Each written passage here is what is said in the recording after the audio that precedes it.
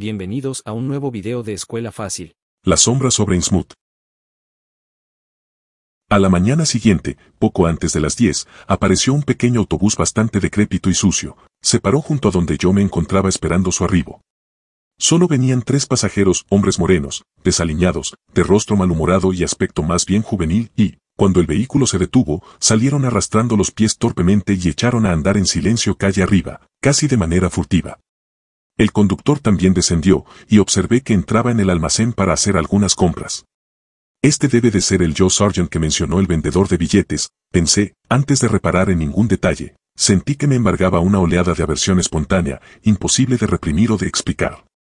De pronto, me pareció muy natural que la gente del lugar no quisiera subirse a un autobús cuyo propietario y conductor era aquel hombre, ni visitar más a menudo el hábitat de semejante individuo y de su parentela. Cuando el conductor salió del almacén, lo miré con más atención y traté de determinar el origen de mi mala impresión. Era un hombre delgado, de 1,80 m de estatura, vestido con un raído traje de paisano azul y una deshilachada gorra de golf. Debía de tener unos 35 años, pero las extrañas y profundas arrugas que le surcaban el cuello a ambos lados le hacían parecer más viejo. Tenía la cabeza estrecha, ojos saltones de color azul claro que no parecían parpadear, nariz chata, frente huidiza y barbilla hundida, y unas orejas particularmente atrofiadas. Sus labios eran grandes y gruesos, y su piel se veía algo extraña, áspera y gris, como si padeciese una enfermedad cutánea. Sus manos grandes y surcadas de venas tenían un color azul grisáceo muy poco corriente. Los dedos eran sorprendentemente cortos en proporción con las demás partes del cuerpo, y parecían tener tendencia a curvarse hacia dentro de la enorme palma. Mientras caminaba hacia el autobús observé sus peculiares andares bamboleantes y vi que sus pies eran desmesuradamente enormes. Cuanto más los examinaba, más me asombraba que pudiera encontrar zapatos a su medida. Sin duda debía de trabajar o gandulear por los muelles pesqueros, pues llevaba consigo el característico olor a pescado. Pude comprender por qué la gente lo encontraba extraño. Era como estar frente a una degeneración biológica. Lamenté que no hubiera ningún otro pasajero en el autobús. No sé por qué no me gustaba la idea de viajar solo con aquel conductor. Me miró con sorpresa durante un segundo cuando pagué mi pasaje y dije Innsmouth, me devolvió el cambio, sin decir nada. Durante el trayecto, pude ver el mar desde la carretera que se hallaba muy cerca de la playa.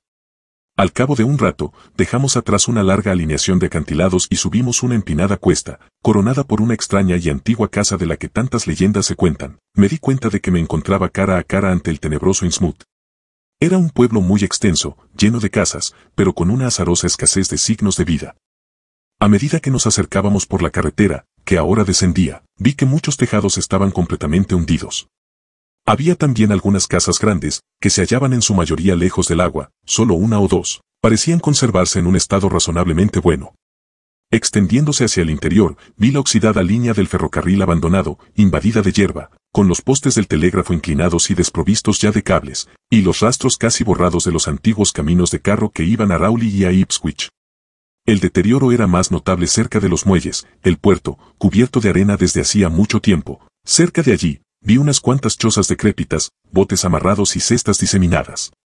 Por todas partes, desde la costa hasta la otra punta, sobresalían las ruinas de muelles más o menos podridos, siendo los más deteriorados los que se encontraban más al sur. Y allá, lejos en el mar, a pesar de la marea alta, vislumbré una línea larga y negra que apenas afloraba del agua y que, sin embargo, producía una extraña impresión de maldad latente. Aquello, me di cuenta, tenía que ser el arrecife del diablo.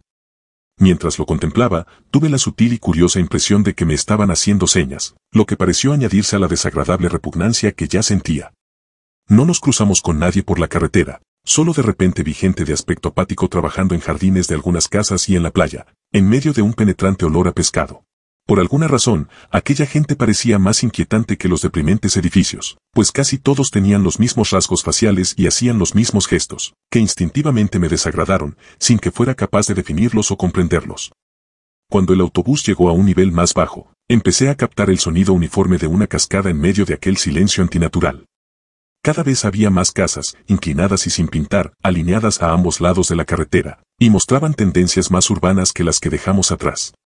El panorama que teníamos delante se había convertido en una escena callejera. Todas las casas estaban aparentemente desiertas, y había algún que otro boquete donde ruinosas chimeneas y muros de sótano ponían de manifiesto que los edificios se habían derrumbado. Todo estaba impregnado del más nauseabundo olor a pescado que uno se pueda imaginar. El autobús había llegado a una especie de explanada abierta o punto radial con iglesias a ambos lados. En una de ellas, con la fachada pintada de blanco en tiempos atrás, había un letrero borroso, pero que pude descifrar, decía, Orden Esotérica de Dagón. Se trataba, pues, de la antigua logia masónica, consagrada ahora a un culto degradado. Cruzamos un puente y entramos en la gran plaza semicircular que había al otro lado del río. Nos detuvimos delante de un edificio alto, coronado por una cúpula. Se trataba del Hotel Gilman. Me alegré de salir de aquel autobús, e inmediatamente procedí a depositar mi maleta en el vestíbulo del desvencijado hotel. Después de instalarme, salí a dar un recorrido por la ciudad. Tenía poco tiempo antes de tomar el autobús que me llevaría a Arkham. Todos los edificios cerca de la explanada estaban en buen estado y posiblemente incluían una docena de tiendas en pleno funcionamiento, una tienda perteneciente a una famosa franquicia, un sombrío restaurante, farmacia, una oficina de un vendedor de pescado por mayoreo y, en el extremo oriental de la plaza, no lejos del río, las oficinas de la única industria de la ciudad, la compañía refinera March. No se veían más de 10 personas y 4 o 5 automóviles y camiones diseminados aquí y allá. Entré a la tienda de franquicia y comprobé lo que intuí antes de entrar, que el encargado no era nativo de Innsmouth, era un muchacho de unos 17 años y me pareció observar en él viveza y afabilidad. Parecía estar extraordinariamente deseoso de hablar y pronto deduje que no le gustaba el lugar, ni su olor a pescado, ni sus furtivos habitantes. Era un alivio para él poder hablar con cualquier forastero. Era de Arkham, se hospedaba en casa de una familia procedente de Ipswich y regresaba a su casa siempre que tenía un rato libre. A su familia no le gustaba que trabajase en Innsmouth, pero la cadena de tiendas lo había trasladado allí y él no quiso renunciar a su empleo. Dijo que en Innsmouth no había biblioteca pública ni cámara de comercio, pero que probablemente él sabría orientarme. Me describió la ciudad, sus zonas elegantes y residenciales, las calles importantes y los barrios bajos, aquellos que yo debía evitar por encontrarse allí gente huraña y hostil, en donde incluso habían desaparecido otros forasteros. No era aconsejable demorarse en los alrededores de la refinería March, ni por las proximidades de cualquiera de las iglesias todavía en uso, ni en torno del edificio de la Orden de Dagón. Esas iglesias eran muy extrañas, todas ellas habían sido radicalmente desautorizadas por sus respectivas confesiones de otros sitios y, según parece, practicaban las más extrañas ceremonias y utilizaban las más raras vestiduras clericales. Sus credos eran heterodoxos y misteriosos, e implicaban alusiones a ciertas metamorfosis maravillosas, como consecuencia de las cuales se obtenía la inmortalidad corporal o algo por el estilo. El propio pastor de Arkham había exhortado al muchacho seriamente que no frecuentara ninguna iglesia de Innsmouth. En cuanto a los habitantes de Innsmouth, eran tan solapados y difíciles de ver, como los animales que viven en madrigueras, y resultaba muy difícil imaginarse en qué empleaban su tiempo, aparte de su esporádica pesca. A juzgar por las cantidades de licor clandestino que consumían, se debían de pasar la mayor parte del día sumidos en un sopor etílico. Su aspecto, sobre todo aquellos ojos desorbitados que no parpadeaban y que nunca se veían cerrados, era sin duda alguna bastante aterrador, y sus voces eran desagradables. Era espantoso oírlos cantar en sus iglesias por la noche, y en especial durante sus principales fiestas o asambleas evangelistas, celebradas 2 veces al año. Les gustaba mucho el agua, y nadaban mucho en el río y en el puerto. Las carreras de natación hasta el lejano arrecife del diablo eran muy frecuentes y, viéndolos, todos parecían capaces de participar en ese arduo deporte. No se veía en público más que personas bastante jóvenes, los mayores solían ser los que tenían aspecto más corrompido. Los mayores que se dejaban ver eran personas sin ningún indicio de anormalidad, como el viejo recepcionista del hotel. Uno se preguntaba qué ocurría con la mayoría de los viejos, y si la pinta de Innsmouth no sería un extraño e insidioso fenómeno patológico cuya influencia aumentaba según pasaban los años. Naturalmente, solo una enfermedad muy rara podía provocar cambios anatómicos tan considerables y radicales en un individuo, después de haber alcanzado la madurez, cambios que implicaban factores óseos tan básicos como la forma del cráneo, pero incluso entonces, dicho aspecto no era más desconcertante e inaudito que las propias características visibles de la enfermedad en su totalidad. Sería muy difícil, dio a entender el muchacho, sacar alguna conclusión efectiva sobre el asunto, ya que nunca se llegaba a conocer personalmente a los naturales del lugar, por más que uno viviera en Innsmouth. Según decían, los ruinosos cobertizos de los muelles que había al norte del río se comunicaban entre sí mediante túneles secretos, formando así una verdadera madriguera de monstruosidades ocultas. Era imposible saber qué clase de sangre extranjera tenían esos seres. A veces mantenían ocultos a los tipos más expresamente repulsivos cuando venían a la ciudad representantes del gobierno u otros forasteros. Sería inútil, dijo el joven, preguntarles nada sobre el lugar. El único que solía hablar era un hombre de avanzada edad, de aspecto normal que vivía en el asilo para pobres y que se encontraba en el extremo norte de la ciudad, el cual pasaba el tiempo paseando o vagando por los alrededores del parque de bomberos. Este personaje, Zadok Allen, tenía 96 años y estaba algo tocado de la cabeza, además de ser el borracho del pueblo. Era un tipo extraño que miraba continuamente por encima del hombro como si temiese algo y, cuando estaba sobrio, no había forma de que hablase con desconocidos. Sin embargo, era incapaz de rechazar cualquier invitación a un trago de licor y, una vez borracho, proporcionaba los más asombrosos fragmentos de recuerdos dichos en voz baja. Sin embargo, a pesar de todo, pocos datos útiles podían conseguirse de él, ya que solo contaba historias descabelladas, insinuaciones incompletas de prodigios y horrores imposibles, que no podían proceder más que de su propia imaginación trastornada.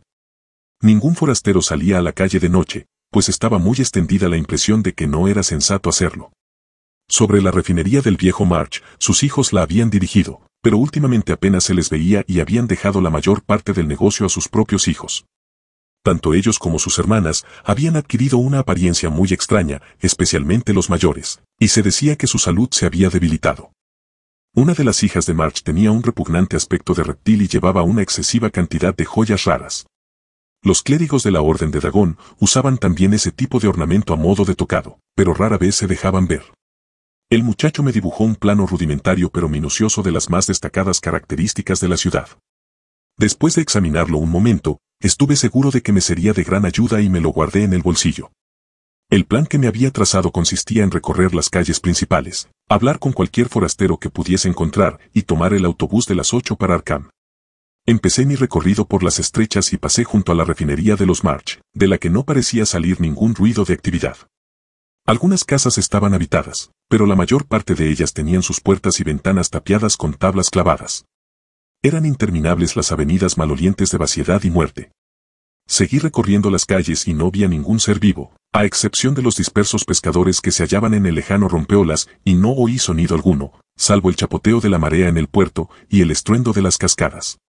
Al norte de la ciudad había indicios de vida escuálida, activas casas que envasaban pescado, chimeneas humeantes, algún que otro ruido de origen indeterminado y raras figuras que arrastraban los pies por las sombrías calles y los callejones sin pavimentar. Más cerca de la costa, la gente era más repelente y anormal que la del centro de la ciudad. Sin duda, la herencia extranjera y su extraña apariencia era mayor en la gente de Innsmouth que en la de los pueblos más lejanos tierra adentro. Me di cuenta de la total ausencia de perros y gatos en Innsmouth y no pude evitar la sensación de estar siendo observado desde todas partes por unos taimados ojos fijos que nunca parpadeaban. Innsmouth se me estaba haciendo intolerable por momentos y volví a la plaza con la esperanza de encontrar algún vehículo que me llevara a Arkham antes de la hora de salida de aquel siniestro autobús. Fue entonces cuando vi a un anciano con la cara colorada, tupida barba, ojos llorosos y cubierto con unos harapos indescriptibles. Estaba sentado en un banco delante de la plaza y hablaba con un par de bomberos desaliñados, aunque de aspecto normal. Ese viejo tenía que ser Zadok Allen. Mi curiosidad me hizo olvidar la advertencia sobre el peligro que representaba ser visto hablando con él y decidí acercarme y charlar con el viejo. Si quieres saber cómo continúa esta historia, no dejes de ver el capítulo 3 en este mismo canal, Escuela Fácil.